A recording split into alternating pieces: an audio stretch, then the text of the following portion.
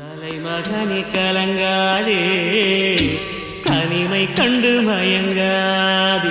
அருணாச்சலம் படப்பிடிப்பின் போது ரஜினிகாந்த் செய்த குறும்புத்தனம் குறித்து ரம்பா மனம் திறந்து பேசினார். ரம்பா 1997 படத்தின் படப்பிடிப்பு தளத்தில் நடந்த ஒரு சம்பவத்தையும் ரஜினிகாந்தின் குறும்பு தன்னை எப்படி கண்ணீரில் ஆழ்த்தியது என்பதையும் விவரித்தார். அருணாச்சலம் படத்தில் நந்தினி ரங்காச்சாரி என்ற கதாபாத்திரத்தில் நடித்தவர் ரம்பா.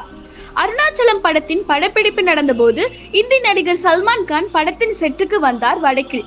ஒருவரை ஒருவர் பார்த்து கொண்டால் அவர்களை கட்டிப்பிடிப்பது கலாச்சாரத்தின் ஒரு பகுதியாக அப்போதிலிருந்தே இருக்கிறது. நாங்கள் கட்டிப்பிடித்த போது ரஜினி சார் அதையெல்லாம் பார்த்து கொண்டு அமர்ந்து இருந்தார். பின்னர் சல்மான் கான் வெளியேறிய பிறகு ரஜினி சார் கோபமாக இருந்தார்.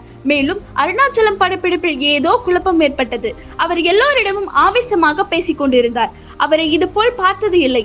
மக்கள் என்னை பார்த்து கொண்டே இருந்தார்கள். நான் என்ன செய்தேன் என்று யோசித்துக் கொண்டே இருந்தேன். அப்போது ஒளிப்பதிவாளர் என்னிடம் வந்து, ஏன் இப்படி செய்தாய்? ரஜினி சார் உங்கள் மீது கோபமாக இருக்கிறார்.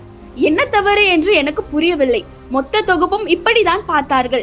என்னுடன் ரஜினி சார் நடிக்க மாட்டார் என்று சொன்னதை கேட்டதும் நான் அழ ஆரம்பித்தேன். அப்போது ரஜினி சார் என்னிடம் விரைந்து வந்து ஆறுதல் கூறினார். பின்னர் அவர் அனைவரையும் செட்டில் அழைத்து வந்து வரிசையாக நிறுத்தி அவர் சல்மான் கானை எப்படி வரவேற்றார், அவள் எப்படி அவரிடம் ஓடினார் என செய்து காண்பித்தார். நான் அவரை அப்படி பார்த்ததில்லை.